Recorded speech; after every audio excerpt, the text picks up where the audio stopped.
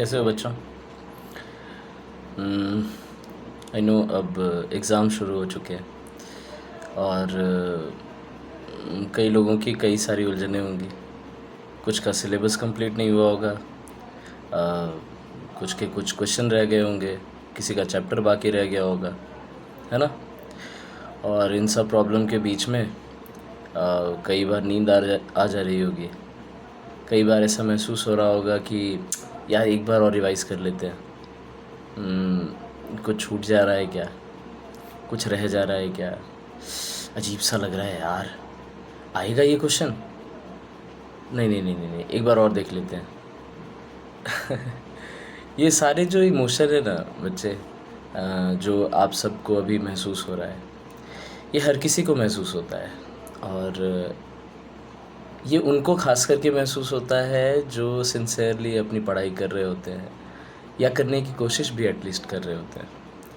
तो this is a phase, ठीक है? मतलब ये एग्ज़ामिनेशन है, ये एग्ज़ामिनेशन एक ऐसा पड़ाव है जो हर किसी को फेस करना पड़ता है। बट इसका कोई अल्टीमेटम नहीं है कि ये ज़िंदगी में आखिरी एग्ज़ामिनेशन होगा। इसके बाद कई ऐसे एग्ज़ामिनेशंस होंगे, कई टेंशन होंगे, कई स्ट्रेस होंगे जो आप लोगों को अपने जीवन में लेना होगा और उसी हिसाब से ज़िंदगी चलती रहेगी। सो डू नॉट ट्राई कि मतलब आप एक तरीके के ज़ोन में हमेशा रहो, एक तरीके का टेंशन हमेशा लेते रहो। आप कोशिश करना हमेशा कि जितना आपने पढ़ा है आप उसको बार बार प्रैक्टिस करें। चाहे आप किसी भी सब्जेक्ट के लिए पढ़ते हो, आप कोशिश करो कि उसकी प्रैक्टिस ज़्यादा से ज़्यादा बार हो। नहीं तो प्रॉब्लम ये होती है कि हम लोग बहुत कुछ प्रैक्टिस करने के लिए सोचते ज़रूर हैं बट कर नहीं पाते, ठीक है? सो अगर आप मैथ्स में वीक हो, अगर आप इंग्लिश में वीक हो, अगर साइंस में वीक हो, एसएसटी में, और जाने जितने सारे सब्जेक्ट्स हैं ना, अगर आप किसी भी सब्जेक्ट में आपको वीकनेस महसूस होती है या सारे सब्जेक्ट में अगर वीकनेस महसूस होती है, just stay calm, stay focus.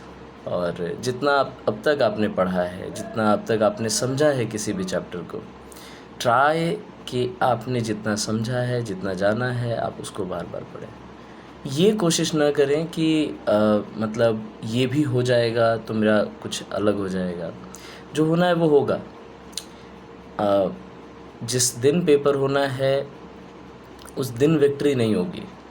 Victory उससे पहले होती है, रिज़ल्ट उससे पहले आता है। बाद में तो सिर्फ नंबर्स आते हैं कि किसी के 33 आ गए, किसी के 90s में आ गए। उस दिन कुछ और हो रहा होता है। मैं आप सबको ऑल द बेस्ट कहूँगा।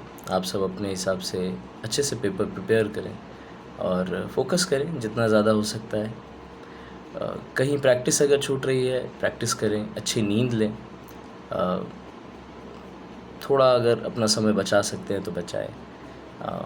एग्ज़ाम से पहले शांत रहें, एग्ज़ाम के टाइम में अपना फोकस बढ़ाएं और कोशिश करें कि अपने आप को जितना ज़्यादा हो सकता है एग्ज़ाम के फ़ियर से दूर रखें।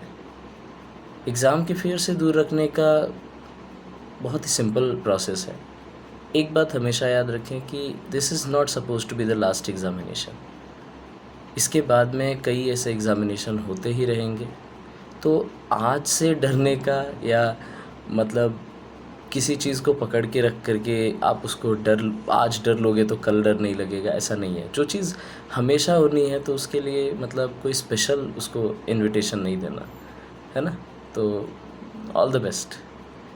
आई एम जस्ट मैं मेरी तरफ से जस्ट ऑल द बेस्ट।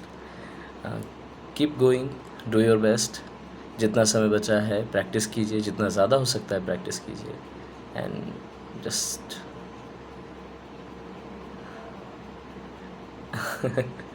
चलो, ऑल द बेस्ट।